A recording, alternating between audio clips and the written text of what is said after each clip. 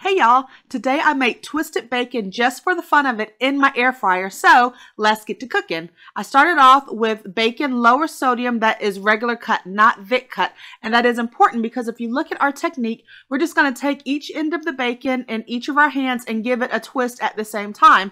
And we want to twist it as tight as possible now so that as the air circulates in the air fryer, our bacon doesn't unravel too much. So look at me do it here. Just give it a twist on both ends as tight as possible. This is a little more challenging to do with thick cut bacon, but it can be done.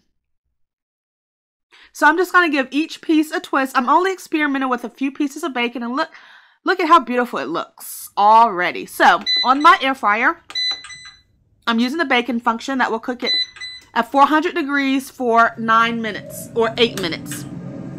You can preheat it if you want it to cook a little bit longer in order to have crispier bacon. But the issue I ran into is that the bacon seems to elongate as you twist it and stretch it. And I have a 9-inch basket. So this will work better if you have one of those air fryers that have a flat rack. But I'm going to give it a go and see how it turns out. So I have 8 minutes.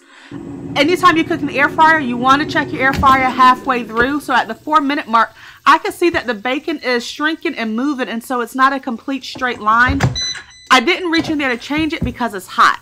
So I let it cook, and this is what I ended up with. Twisted bacon. If you want your bacon to be crispier, then you can cook it for a minute longer, but be careful because bacon is one of those foods that can go from almost cooked to burnt real quick. This is perfect to add to a salad or on a brunch menu. So if you think you want to try out this recipe, leave me a comment down below and let me know. And thank you for watching my video.